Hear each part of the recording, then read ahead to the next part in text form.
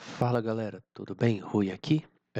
Tem uma construção aqui do lado, mas espero que o barulho.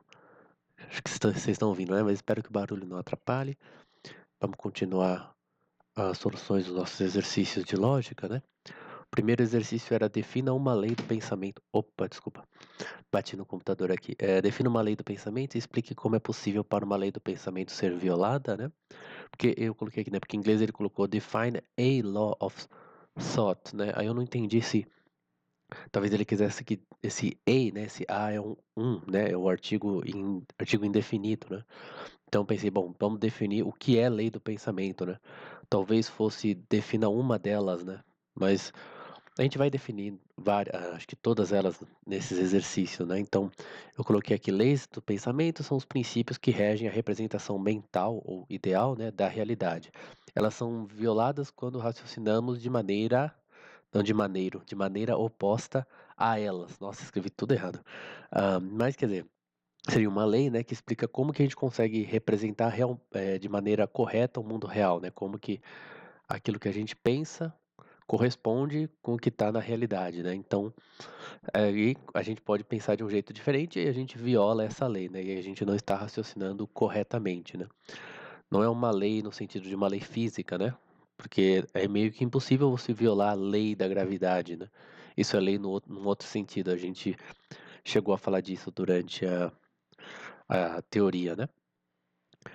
Aí discuta a significância. Nossa, acho que é feio dele ter o significado, né? Traduzir as coisas direto do inglês é meio ruim, né? Mas discuta o significado das leis de identidade, contradição e meio excluído, né? Talvez significância quisesse dizer a importância, né? Então, por isso coloquei essas leis fornecem a base segura para todos os nossos raciocínios e nos permitem realizar inferências seguras. Enuncie da forma que lhe parece mais apropriada à ciência da lógica as leis da identidade, contradição e meio excluído. Dê as razões para preferir a forma que você selecionou. Então, eu fiz assim: lei da contradição. Um atributo não pode ser ao mesmo tempo afirmado e negado de um objeto, né? Talvez a gente poderia colocar esse ao mesmo tempo, quer dizer, no mesmo tempo, né? Quer dizer, eu posso falar que uma borboleta tem e não tem asas, né? Tudo bem que borboleta a gente refere geralmente ao estado final dela, né? Mas quando a borboleta é uma lagarta, né? Ela não tem asas, né? Então, ela não tem asas quando ela é uma lagarta e tem asas quando ela já é uma borboleta, né? Então, ela tem e não tem asas, mas são tempos diferentes, né? E até estágios diferentes da mesma vida. Então, não pode, com relação ao mesmo tempo e do mesmo modo, ser negado e afirmado, né? Tem todas essas distinções, né? Mas seria basicamente isso, né? Um atributo não pode ser afirmado e negado de um mesmo objeto. A gente poderia também colocar isso como sendo, né? Quer dizer, a borboleta lagarta, né? Não é a mesma coisa que a borboleta adulta, né? Acho que é assim que fala, né? Então, no fundo, são objetos diferentes porque é o mesmo ser, mas em tempos diferentes. Então, isso poderia ser um objeto diferente, talvez, né? Mas vocês entendem, acho que dá para entender assim, né? A lei da identidade. Se um atributo é afirmado de um objeto, né, em um dado momento, em um certo modo, ele é afirmado desse objeto, né, desse momento e desse modo. Né? Na verdade, essa seria a lei mais da lógica, né? Acho que se a gente falar uma coisa é o que ela é, seria mais uma lei da metafísica, né? Agora tem avião aqui, é insuportável, mas aí a última, né? Lei do terceiro excluído, né? Então, quando de dois juízos, um afirma e outro nega um atributo de um mesmo objeto de uma mesma forma, um deles é verdadeiro e o outro é falso. Poderia ter colocado simplesmente dois juízos contraditórios, né? Mas agora eu falei assim, os motivos que me levaram a formulá-los desse jeito foi, por um lado, a necessidade de escrevê-los da forma lógica, né? Ou seja, em especial não metafísica, né? Então, não fala assim que um objeto é o que ele é, né? Mas se ele tem um atributo, então ele tem esse atributo, né? Se nós, ou melhor, que ter um atributo também é algo da metafísica, né? Mas se nós afirmamos dele um atributo, então nós afirmamos dele esse atributo, se nós afirmamos e negamos algo dele, né? Nós não podemos afirmar e negar algo, né? Ao mesmo tempo, né? Do mesmo modo. Então isso seria a forma lógica, tem a ver com afirmar, negar, né? E não com ele ter ou ele ser, né? Então isso já seria mais metafísico. Então, dessa forma foi não metafísica, né? E eu queria deixar claro que são juízos contraditórios, né? Na verdade, eu não cheguei a dizer, mas é, porque quando a gente olha, né, o famoso caso das universais, né? Quer dizer, todo homem é mortal e nenhum homem é mortal, parece que são contraditórios, mas não são, né? Por isso que eu preferi dizer aqui, por exemplo, quando um juiz afirma e o outro nega um atributo de um objeto, né? Um deles é verdadeiro e o outro é falso. Mas poderia definir também que são juízos contraditórios e usar nas definições, né? A quarta, discuta a afirmação de que a lei da identidade é uma lei independente do princípio da contradição. Eu coloquei a lei da contradição, ao afirmar que dois juízos contraditórios não podem ser ambos verdadeiros, então a lei, né, teria que ser afirma, né? Eu fiz o texto ficou com uma concordância estranha, né? Ela afirma isso. Então, quando afirmamos de um objeto, afirmamos algo de um objeto, negar esse algo do mesmo objeto não pode ser verdadeiro. Isto é, não é verdade que o objeto não possui esse atributo. Ou seja, se o objeto possui esse atributo, ele possui esse atributo, que é a lei da identidade. Né? Então, quer dizer, coloquei aqui, notar que isso pressupõe uma lógica bivalente, né? Quer dizer, ele está assumindo que se algo que se não é verdadeiro é falso, né? Tá, mas então seria aquela explicação que a gente deu, né?